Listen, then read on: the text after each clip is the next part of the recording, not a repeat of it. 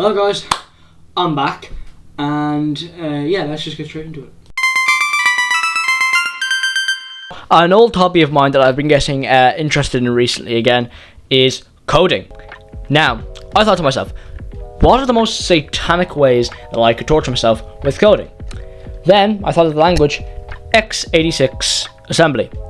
And for those of you who just heard me and were like, what the ever-loving hell, is he talking a different language? I completely get that, and I shall hopefully explain to you the curses of x86 assembly. Now, you may be wondering, James, what in the ever-living are you doing in the background of your screen right now? Well, basically, I'm coding a very simple x86 program. Now, I know the word simple is very haunting in the coding community because people say it's simple, where to some people it's not. But I can assure you this is quite simple, so I shall explain this as best I can. So this first line at the top, called org s0x7c00, basically is just to tell the BIOS, which is something called a basic input and output system. Your BIOS just loads your computer. But basically, if the BIOS is not loaded into this specific value, it will not be able to compute stuff properly, and it also dictates what we are dealing with. In the case of 7C00, it means we're dealing with a 512 byte bootloader.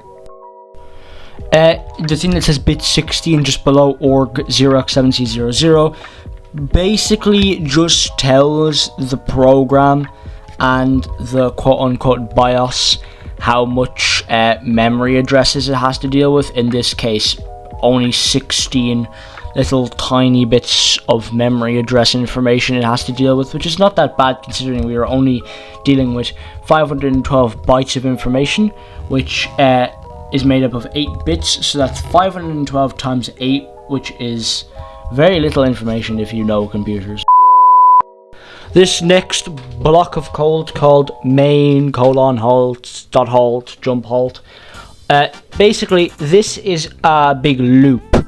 So what this will do is, main is just a basic function in x86, and you can set it up to where x86 knows that this is the main part of the code that you'll be using, and it's just and the HLT halt function just stops the CPU. I'm pretty sure the .halt and the jump.halt is just a loop function to keep the CPU busy, I'm pretty sure, while the rest of the program gracefully exits it. The program exits by first letting its main part of itself stop all of its functions with the CPU and back and forth processes. Then what it does is the rest of the program creates a line of code to gracefully exit. In this case, I just created a very janky halting program.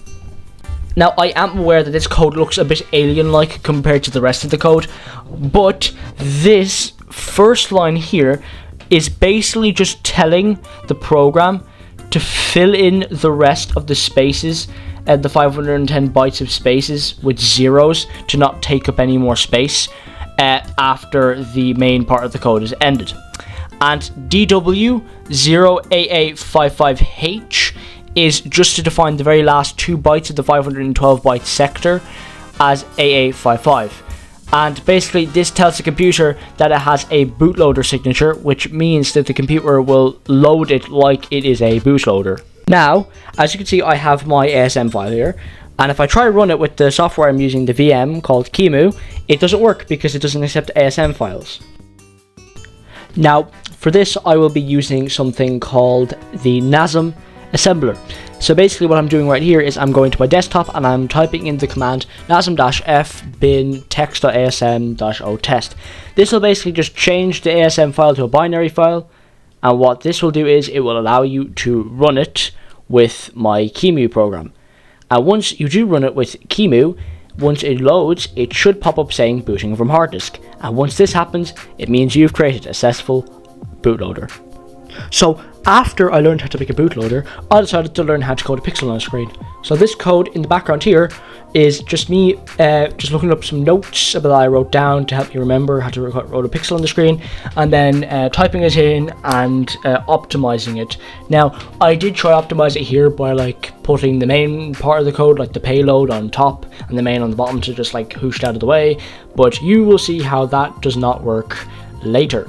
But now I'm coding the pixels 1 part, and this is just going to draw, I believe, a red pixel on the screen, and I should explain what each bit of the code does in a second. So obviously the first part, the first 2 lines, are just to load the BIOS into the correct bit, and also to tell it has 16 bits of memory addresses, and the bottom part is just to tell the BIOS to write zeros to the rest of the unused space, and define the last 2 of the 512 bits as 0 AA55 to just make sure that it's a bootloader signature.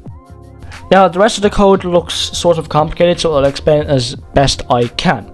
So, the thing that says main, as I said previously, main is just to tell the program and the CPU and BIOS that this is the main part of the code. Now, CLI just means clears all interrupts. That basically means any interrupts that are going on with the CPU, interrupts are processes that tell the CPU to stop and do its process first.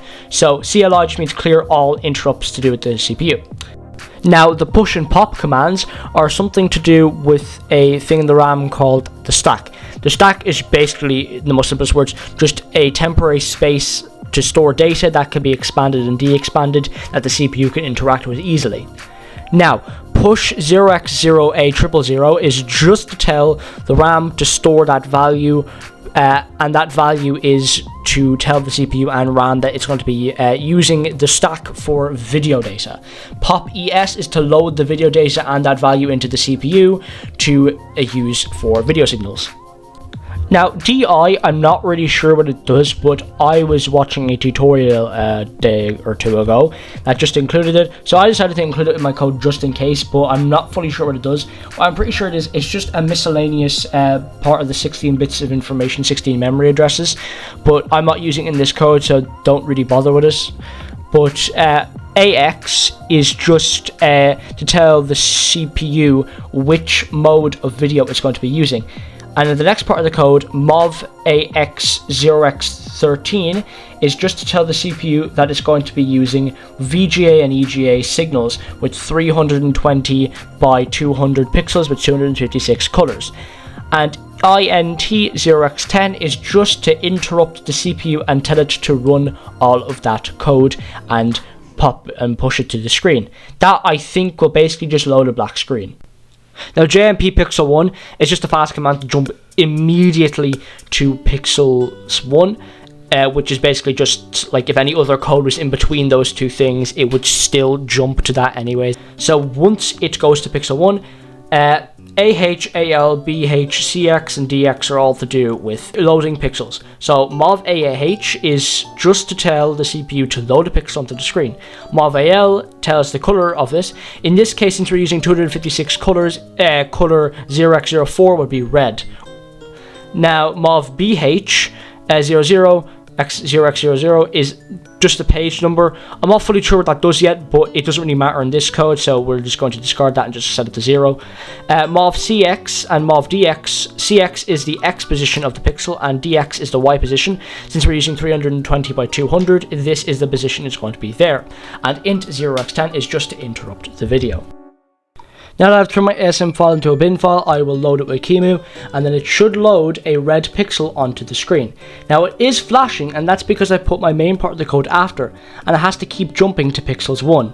And then it just flashes over and over again because it needs to keep drawing that pixel from a point in the different part of the code. So here I'm optimizing my code by putting the main part on the top and pixels 1 on the bottom, to not have that problem where it has to keep jumping back to pixels 1 and rerunning the main code. So now that I've got my bin file, I'm going to boot it up with QEMU, and as you can see when I boot it up, it's a solid red pixel.